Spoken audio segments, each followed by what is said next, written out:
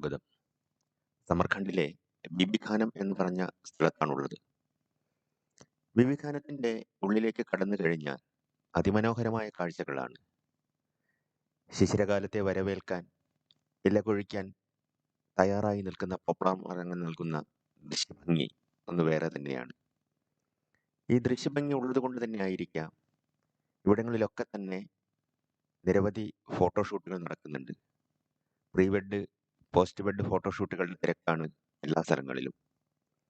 ഞങ്ങളുടെ കൂടെയുള്ള ആൾക്കാർ വധൂവരന്മാരെ അനുഗ്രഹിക്കാനും അവരുടെ കൂടെ നിന്ന് ഫോട്ടോ എടുക്കാനും ഒക്കെയുള്ള തിരക്കിലാണ്. ഈ യാത്രയുടെ ഇടയിലാണ് ഞങ്ങളുടെ ഗ്രൂപ്പിലുള്ള എല്ലാവരും പരസ്പരം കൂടുതൽ മനസ്സിലാക്കി പരിചയപ്പെടുന്നത്.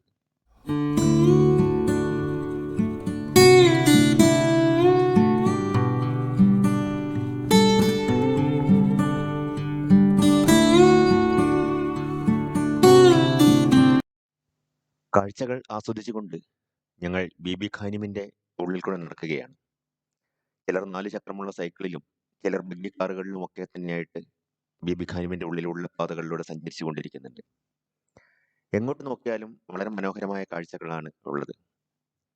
ശിശിരകാലത്തിന് മുന്നോടിയായി ഇലപൊഴിക്കാൻ തയ്യാറായി മഞ്ഞ നിറച്ചാർത്ത് അണിഞ്ഞു നിൽക്കുന്ന മരങ്ങൾ വളരെയധികം മനോഹരമായ ഒരു കാഴ്ചയാണ്. അപ്പൊ ഇങ്ങനെ നടക്കുമ്പോഴാണ് നമ്മുടെ കൂടെയുള്ള ബാക്കിയുള്ളവരൊക്കെ തന്നെ നമ്മൾ പരിചയപ്പെട്ടത്. ഞങ്ങൾ രണ്ടുപേർ മാത്രമാണ് ആദ്യമായിട്ട് ഇങ്ങോട്ട് വരുന്നത്, അല്ലെങ്കിൽ ഇവരുടെ കൂട്ടത്തിൽ ആദ്യമായിട്ട് ചേർന്നത്. ബാക്കിയുള്ളവരൊക്കെ തന്നെ UAE-യിലും ദുബായിലും ഒക്കെ തന്നെ വർക്ക് ചെയ്യുന്നവരാണ്. അവർ പലരും പരസ്പരം അറിയുന്നവരുമാണ്. അതുകൊണ്ട് തന്നെ ഞങ്ങൾ ഓരോരുത്തരെയും ഇങ്ങനെ നമ്മൾ യാത്രയ്ക്കിടയിൽ കൂടുതൽ കൂടുതൽ പരിചയപ്പെട്ടുകൊണ്ടിരിക്കുകയാണ്. എല്ലാവരും കേരളത്തിൽ നിന്ന് UAE-യിൽ കുറെ കാലമായിട്ട് സെറ്റ് ചെയ്ത ആൾക്കാർ തന്നെയാണ്. പഴയ USSR-ന്റെ ഭാഗമായ ഉസ്ബെക്കിസ്ഥാൻ 1991-ലാണ് ഒരു സ്വതന്ത്ര രാജ്യമായി മാറിയത് പെരിസ്ട്രോയിക്കയ്ക്ക് ശേഷം. പുരാതന സിൽക്ക് റൂട്ടിലെ ഏറ്റവും പ്രധാനപ്പെട്ട വ്യാപാര കേന്ദ്രങ്ങളിൽ ഒന്നായിരുന്നു ഉസ്ബെക്കിസ്ഥാനിലെ സമർഖണ്ഡ് എന്ന് പറയുന്നത്. ഇവിടുത്തെ ആൾക്കാർ ആരാധനയോടെ അമീർ തിമൂർ എന്ന് വിളിക്കുന്ന തൈമൂർ ചക്രവർത്തിയുടെ കൊട്ടാരവും അദ്ദേഹത്തിന്റെ പ്രധാന കേന്ദ്രവും ഒക്കെ തന്നെയായിരുന്നു സമർഖണ്ഡ് എന്ന് പറയുന്നത്. സമർഖണ്ഡില് ഒട്ടേറെ വാസ്തുശില്പ നിർമ്മിതികളുണ്ട്. നമ്മൾ കണ്ടിരിക്കേണ്ട ഒട്ടേറെ വാസ്തുശില്പ നിർമ്മിതികൾ സമർഖണ്ഡിലുണ്ട്. അതൊക്കെ കണ്ടുകൊണ്ട് ഞങ്ങൾ ഇങ്ങനെ മുന്നോട്ട് പോയിക്കൊണ്ടിരിക്കുകയാണ്.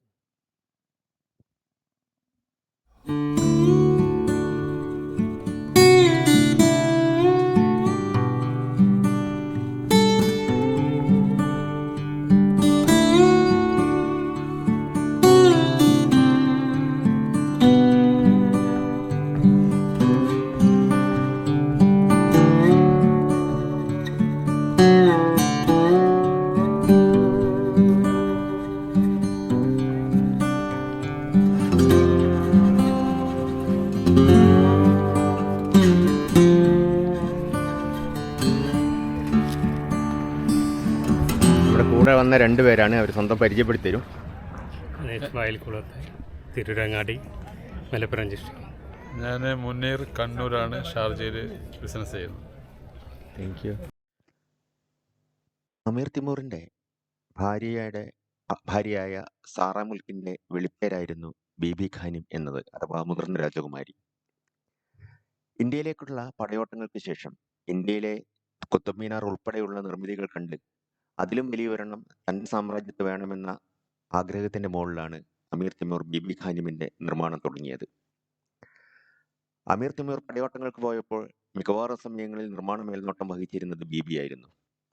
പക്ഷേ പടയോട്ടങ്ങൾക്ക് ശേഷം തിരിച്ചെത്തുമ്പോൾ ഇതത് പോരാ എന്ന നിർദ്ദേശപ്രകാരം നിരവധി ഉടച്ചു വാർക്കലുകൾക്ക് പാത്രീഭവിച്ചിട്ടുണ്ട് ബീബി ഖാനിം. അതുകൊണ്ട് തന്നെ അതിന്റെ നിലനിൽപ്പിനെ തന്നെ അത് ബാധിച്ചിട്ടുമുണ്ട്.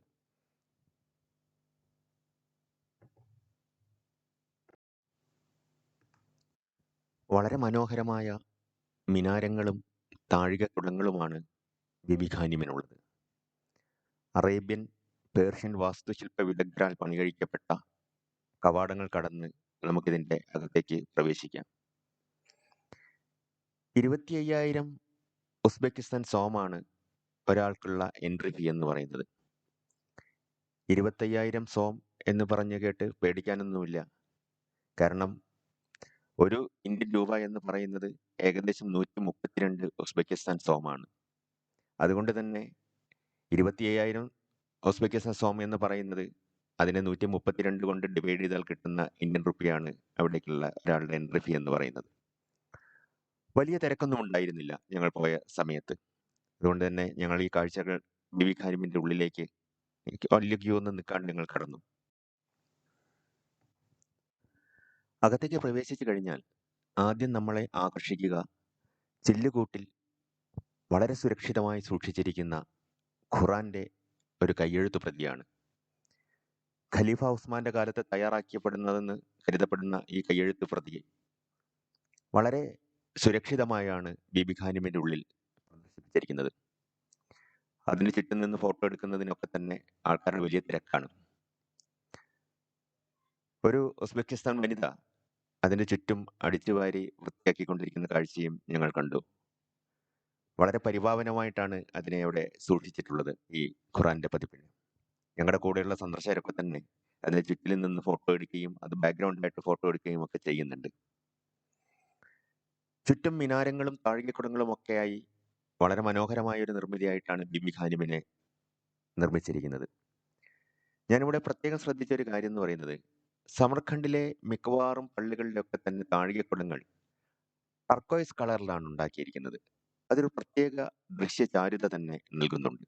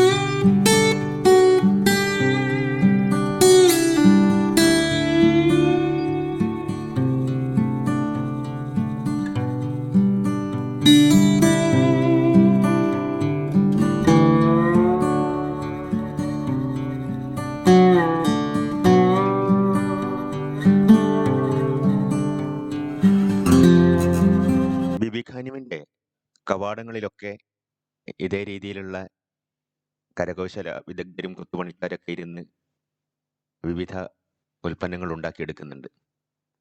കാഴ്ചയ്ക്ക് അതിമനോഹരമാണ് ഇവരുടെ നിർമ്മിതികൾ.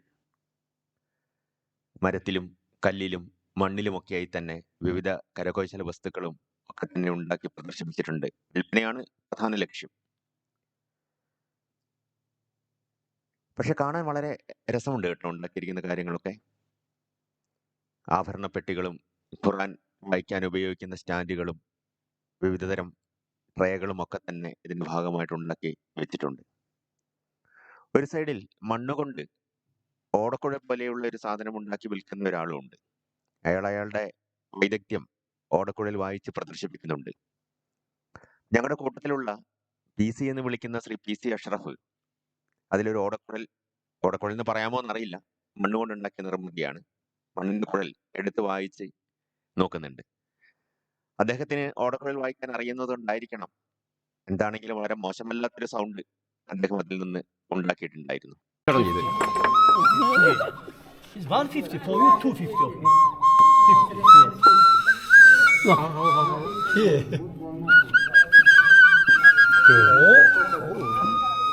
Big one.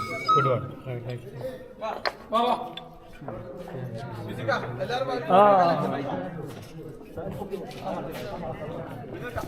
അങ്ങനെ ബീബി ഖാനിമിന്റെ ഞങ്ങൾ പുറത്തേക്ക് ഇറങ്ങി. പുറത്തും അതിമനോഹരമായ കാഴ്ചകളാണ്. എല്ലാവരും ഈ കാഴ്ചകളൊക്കെ തന്നെ ക്യാമറ കണ്ണിൽ പകർത്തുന്ന തിരക്കിലാണ്. ഞങ്ങളുടെ കൂടെയുള്ള ശ്രീ നാസർ മുല്ലയ്ക്കൽ അദ്ദേഹത്തിന്റെ ബീബിയെ ഒക്കെ തന്നെ ഇരുത്തി വളരെ മനോഹരമായ ഫോട്ടോകൾ എടുത്തുകൊണ്ടിരിക്കുകയാണ്. ഇത് ഇവിടുത്തെ ഏറ്റവും വലിയൊരു ഡ്രൈ ഫ്രൂട്ട് മാർക്കറ്റാണ്. സിയോ ബോസോറി. Zoom out ಇದೆ. ಚೋರಿ ಚೋರಿ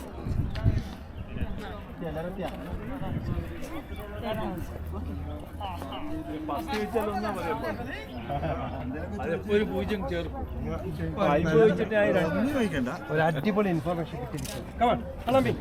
അപ്പോൾ ഞാൻ പറഞ്ഞത് ഇവിടെ ഈ ഇത് ഇവിടുത്തെ ബീബിഖാന മാർക്കറ്റാണ് നമ്മുടെ മുമ്പിലുള്ളത്. അപ്പോൾ മാർക്കറ്റിൽ കയറുന്നിടത്തൊരു പോസ്റ്റ് ഓഫീസാണ്.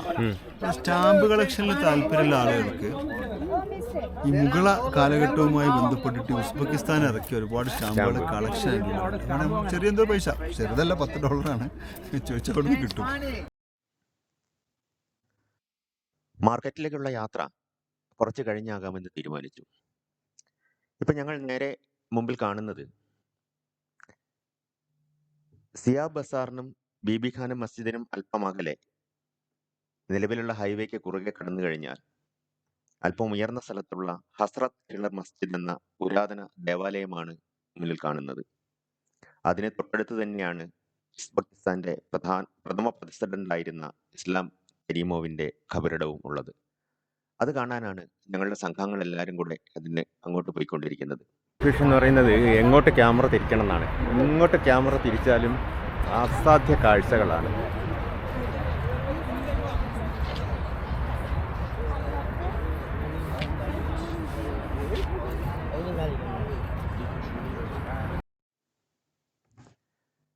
എന്തായാലും സംഘാംഗങ്ങളൊക്കെ ഇസ്ലാം കരീമോവിന്റെ ഖബറിടം കാണാൻ പോയ സമയത്ത് ഞാനും അഷറഫും എന്തായാലും ഒരു ചായ കഴിക്കാന്ന് വെച്ച് ഇവിടെ തുടർന്നു.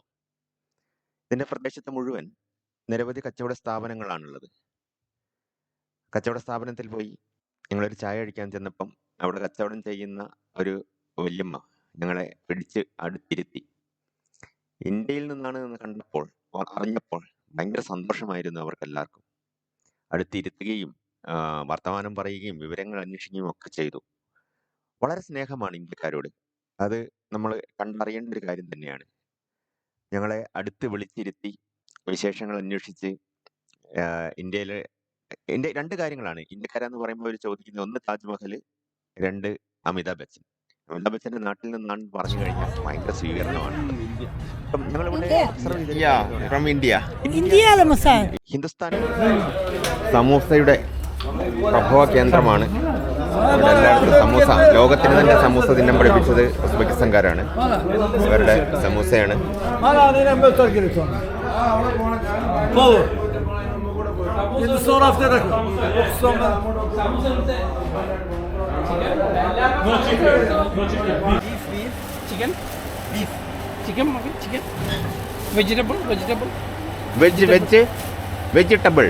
Vegetable no, only beef.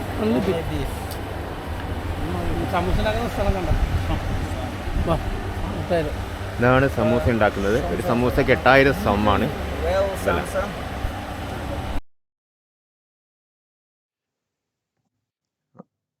താഷ്കണ്ടിലെ ചോർസു ബസാറിനോളം തന്നെ പ്രാധാന്യമുള്ള ബസാറാണ് സമർഖണ്ഡിൽ ബീബിഖാനത്തിനടുത്തുള്ള സിയാബ് ബസാർ എന്ന് പറയുന്നത്.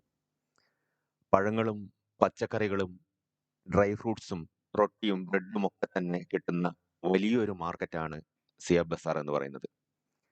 ഞാൻ നേരത്തെ സൂചിപ്പിച്ചതുപോലെ തന്നെ പുരാതന സിൽക്ക് റൂട്ടിലെ ഏറ്റവും പ്രധാനപ്പെട്ട വ്യാപാര കേന്ദ്രങ്ങളിൽ ഒന്നായിരുന്നു സമർഖണ്ഡ്.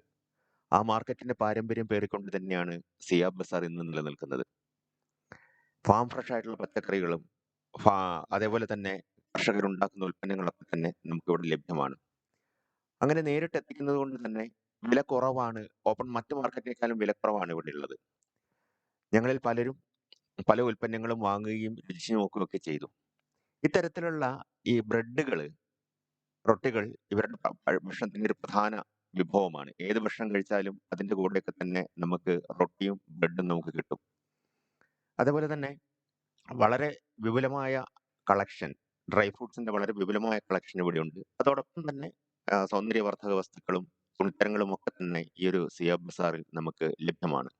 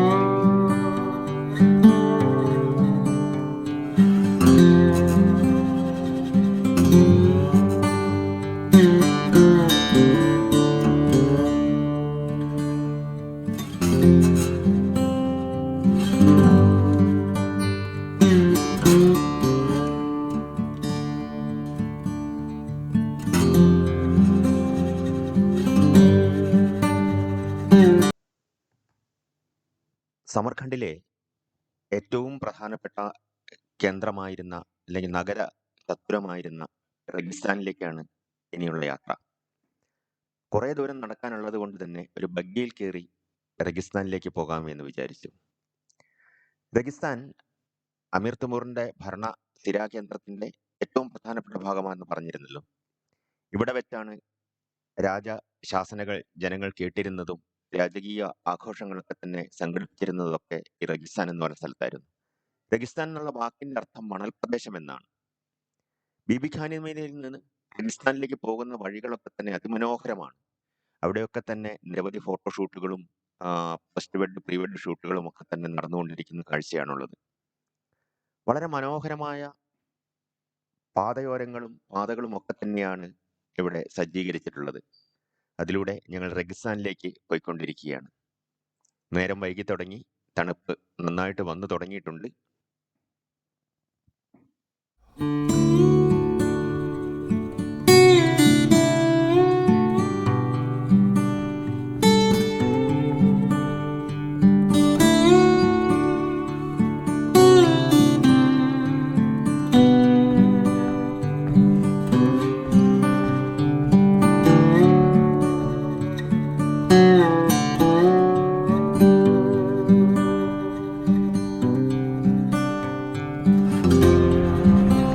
ഇവിടുത്തെ സമയം 4:15 തണുപ്പായി തുടങ്ങി.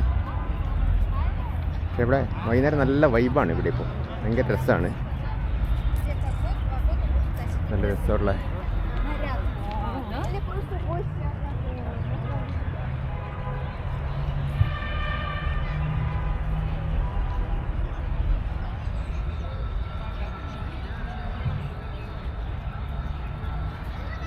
ക്യാമറ എങ്ങോട്ട് തിരിച്ചാലും അടിപൊളി വ്യൂ ആണ്. അസാധ്യമാണ് കേട്ടോ. പരസ്പരം അഭിമുഖമായി നിൽക്കുന്ന 3 മദ്രസകളാണ് റെഗിസ്ഥാനിലെ ഏറ്റവും വലിയ ആകർഷണീയത. ഈ 3 മദ്രസകളും വിവിധ കാലഘട്ടത്തിൽ പണിതീർക്കപ്പെട്ടവയാണ്. മദ്രസകൾ എന്ന് പറയുന്നത് അക്കാലത്തെ ഉന്നത വിദ്യാഭ്യാസ കേന്ദ്രങ്ങൾ കൂടിയായിരുന്നു. അമീർ തിമൂറിന്റെ ചെറുമകനായ ഉലൂഗ് ബേഗാണ് ആദ്യമായിട്ടുള്ള ഒരു മദ്രസ സ്ഥാപിച്ചത്. 1420 നിർമ്മാണം പൂർത്തിയാക്കിയ ഈ മദ്രസ അദ്ദേഹത്തോടുള്ള ബഹുമാന സൂചകമായി പിന്നീട് ഉലൂഗ് ബേഗ് മദ്രസ എന്ന രീതിയിൽ അറിയപ്പെട്ടു.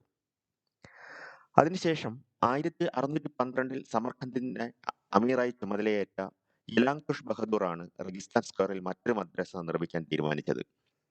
ഉലൂഗ് ബേഗ് മദ്രസയ്ക്ക് അഭിമുഖമായി നിൽക്കുന്ന ഈ മദ്രസയുടെ പേര് ഷേർദോർ മദ്രസ എന്നാണ്. 1636 ഇതിന്റെ നിർമ്മാണം പൂർത്തീകരിച്ചത്. 10 വർഷത്തിന് ശേഷമാണ് 1646 റെഗിസ്ഥാൻ ചത്തുരത്തിന്റെ വടക്കു ഭാഗത്ത് പുതിയ മദ്രസ പണിയാൻ യലാങ് തുഷ് ബഹദൂർ ഉത്തരവിട്ടു. 1660 നിർമ്മാണം പൂർത്തിയായ തില്ലക്കോരി മദ്രസ ആണ് റെഗിസ്ഥാൻ നിർമ്മിതികളിൽ ഏറ്റവും സുന്ദരമായിട്ടുള്ളത്. സ്വർണം പൂശിയ ഉൾഭാഗവും മകുടങ്ങളും ഒക്കെയുള്ള തില്ലക്കോരി മദ്രസയുടെ ഉൾക്കാഴ്ച അതിമനോഹരമാണ്. തില്ലക്കോരി എന്നതിന്റെ വാക്കിന്റെ അർത്ഥം തന്നെ സ്വർണം പൂശിയത് എന്നാണ്.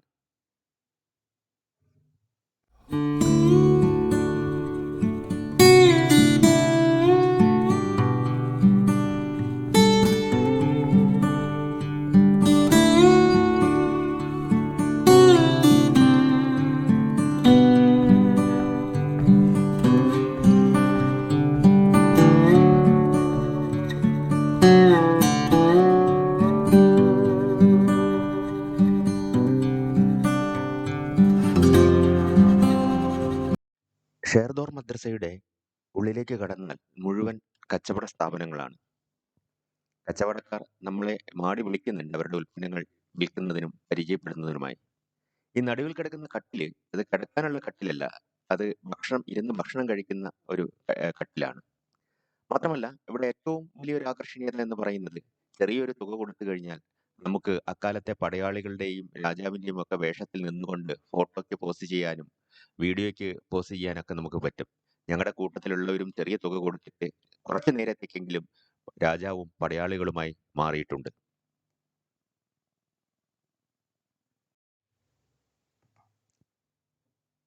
രജിസ്ഥാന്റെയും ഈ 3 മദ്രസകളുടെയും പരിസര പ്രദേശം മുഴുവൻ ഫോട്ടോഗ്രാഫിക്കും വീഡിയോഗ്രാഫിക്കും പറ്റിയ സ്ഥലങ്ങളാണ്.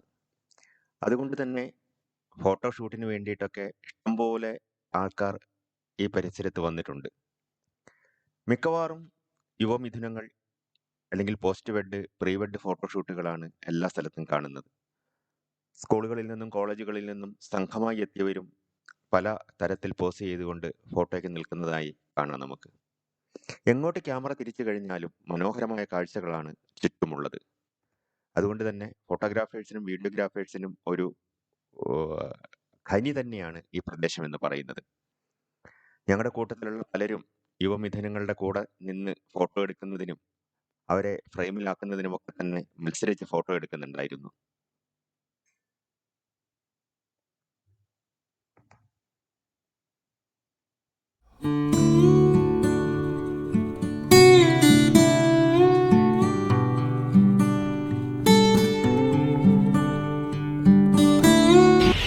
ഇവിടെ വൈകുന്നേരം ഇങ്ങനെ ഒരു ലൈറ്റ് ഷോ ഉണ്ട്.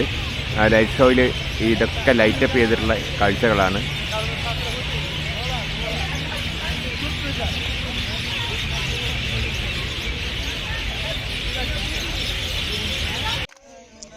ഞങ്ങളുടെ കൂടെയുള്ള അബുദാബി ടീം പൊളിയാണ്. അവര് ഈ രജിസ്ഥാൻ സ്ക്വയറിൽ ഞങ്ങൾ ലൈറ്റ് ആൻഡ് സൗണ്ട് ഷോയ്ക്ക് കാത്തിരിക്കുന്ന സമയത്ത് ഒപ്പനയും ആട്ടവും പാട്ടുമായി അവിടെ കൂടിയിരിക്കുന്ന മുഴുവൻ ആൾക്കാരെയും കയ്യിലെടുത്തു. അപ്പം ഇവിടുത്തെ കാഴ്ചകൾ കഴിഞ്ഞ് ഞങ്ങൾ ഇനി ഭക്ഷണം അന്വേഷിച്ച് പോവുകയാണ്. പിന്നെ ഇന്നത്തെ പരിപാടി മതിയാക്കി റൂമിലേക്ക് തിരിച്ചു പോവുകയാണ്. തിരിച്ചു പോകുമ്പം ഫുഡ് കഴിച്ച് പോകാമെന്ന് വെച്ചാൽ കുറേ സ്ഥലത്ത് നോക്കി, ഒരു ഫുഡും കിട്ടിയില്ല. അവസാനം ഇവിടെ കഫേ പഞ്ചാബിൽ വന്നു. അവിടെയും രക്ഷയൊന്നുമില്ല, എല്ലാവർക്കുള്ള ഫുഡൊന്നുമില്ല. എന്നാലും കിട്ടിയ ഫുഡൊക്കെ കൂടെ അഡ്ജസ്റ്റ് ചെയ്ത് ഞങ്ങൾ ഇന്നത്തെ റൂമിലേക്ക് പോവുകയാണ്. നാളെ വേറൊരു സ്ഥലത്തേക്കാണ് പോകുന്നത്. അതിൻ്റെ വിശേഷങ്ങൾ നാളെ പറയാം.